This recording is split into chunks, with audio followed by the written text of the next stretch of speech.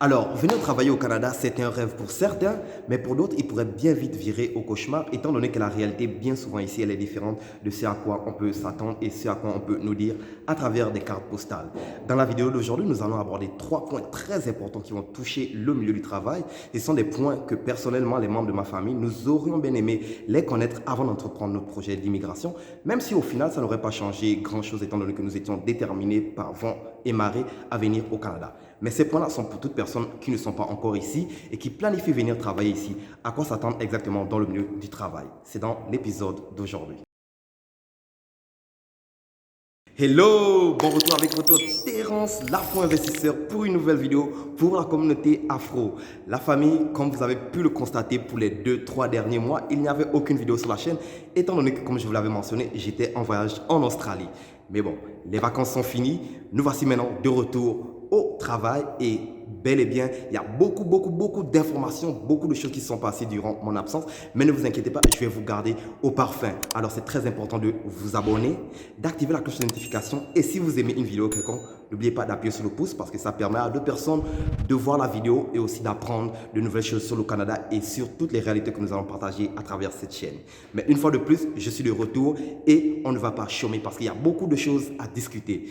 Et nous allons commencer sur le premier point de cette vidéo qui touche le domaine du travail.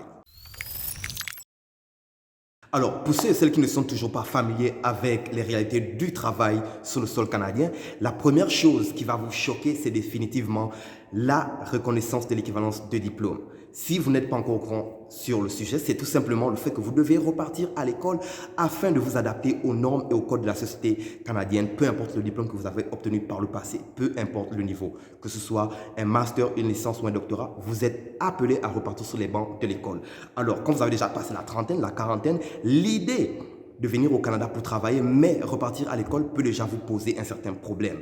Parce que bon nombre d'entre vous, vous êtes déjà sur le marché du travail depuis plusieurs années. Alors cette idée de repartir sur le banc du travail, c'est déjà un gros problème que beaucoup d'entre vous, ça va vous figer et beaucoup d'entre vous, allez chercher une autre solution.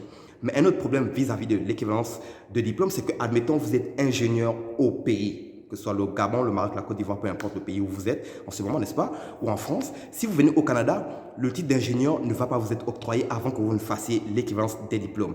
Et dans certains cas, le titre d'ingénieur il ne vaut rien. Ici, sur le sol canadien, il ne vaut vraiment rien.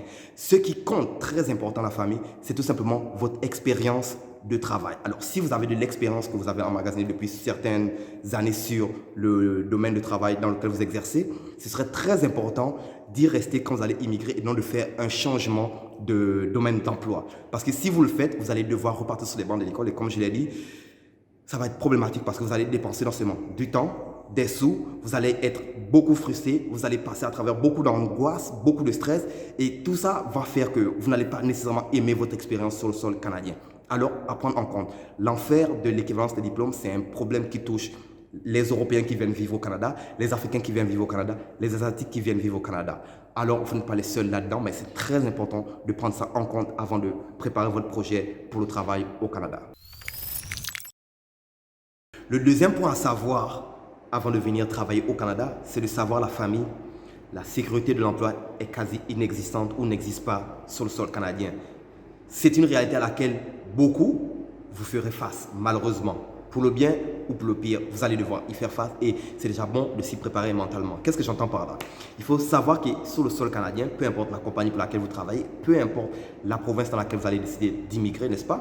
Vous allez être jugé sur 2 critères. Bon, il peut y avoir certains critères plus que d'autres, dépendamment de la compagnie, mais les 2 critères en question vont souvent revenir pour la plupart des compagnies.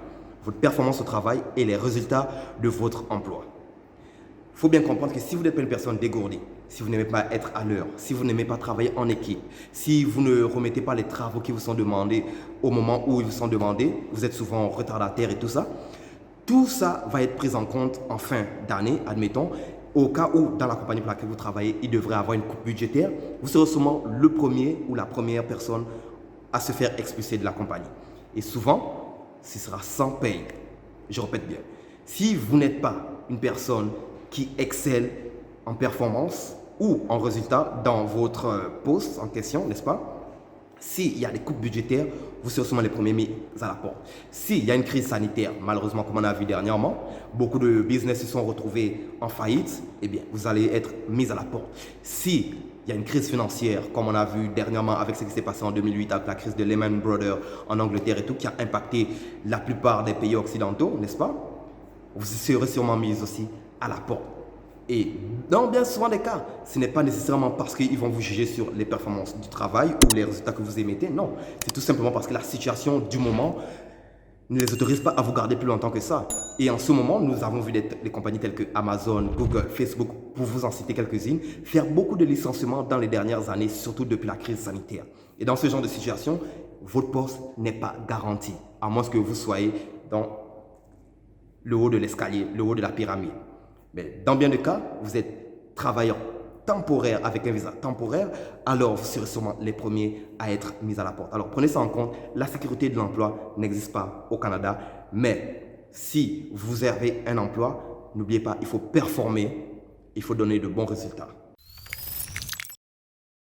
Le troisième point à prendre en compte, et c'est important de terminer par ça, c'est de savoir qu'il n'y a quasiment pas de retraite ou presque au Canada.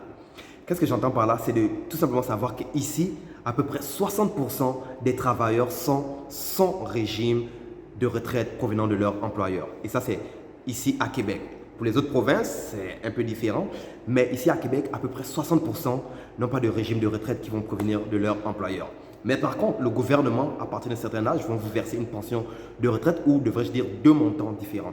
Le premier montant qu'ils vont vous verser, on appelle ça ici le régime de rente de Québec, qui va s'élever à hauteur maximum de 1 300 $. Ça, c'est le nouveau montant qui a été annoncé en cette année 2023, n'est-ce pas? Et c'est très important de savoir que ce montant-là, même si vous êtes en retraite, il va être imposable. Et le taux d'imposition, bien évidemment, il est appelé à changer dépendamment s'il y a inflation ou non et dépendamment de l'état, de la province dans laquelle vous vous trouvez, n'est-ce pas?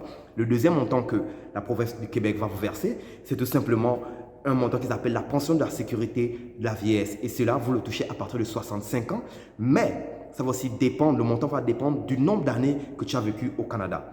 Mais bien évidemment, ce montant ne peut pas dépasser malheureusement les 820 $. Fait que les deux montants se retrouvent imposables, mais les deux montants ne vont pas nécessairement vous permettre de vivre les années de votre retraite après avoir travaillé durement, après avoir contribué durement à l'essor de la société canadienne. Ça, c'est la réalité dans laquelle nous nous trouvons. Et c'est très important de savoir ces points-là avant d'entreprendre son projet d'immigration. Parce que si vous ne le savez pas, vous allez venir penser que vous allez vivre le rêve nord-américain, ou plus précisément, désolé, le rêve canadien. Mais le rêve canadien, il n'existe pas. Parce que bon nombre d'entre nous, nos parents, ou nous autres, notre génération, nous travaillons en espérant que nous aurons des meilleurs jours pour notre retraite. Mais comment se faire alors que les montants qui nous sont versés sont imposables, très haut taux d'imposition, n'est-ce pas? Et la plupart de nos employeurs ne nous garantissent pas un régime de rente de retraite. Alors, que faire? Voici les réalités auxquelles, vous devez vous attendre avant d'entreprendre vos projets d'immigration. Mais bon, un peu plus de positivité. Le Canada reste tout de même l'un des meilleurs pays où vivre au monde. Et d'après le sondage qui a été délivré il y a encore une semaine de cela, on est parmi les top 5 pays où il fait bon vivre au monde. Alors, ne vous découragez pas, la famille. Moi, je vais vous retrouver dans une prochaine vidéo toujours avec plus d'informations. Et avant de vous quitter dans celle-ci, je vous rappelle que si vous avez aimé le contenu de cette vidéo, vous avez appris quelque chose d'important. N'oubliez pas d'appuyer sur le pouce, très important. Abonnez-vous à la chaîne et activez la cloche de notification pour qu'on se retrouve toujours dans une prochaine vidéo avec plus d'informations. Comme je vous l'ai précisé à l'intro de la vidéo, nous sommes de retour, fini les vacances. Alors, il y a beaucoup de choses qu'il va falloir discuter. Hey, c'est votre gars Terence, l'Afro-Investisseur. À la prochaine avec toujours plus.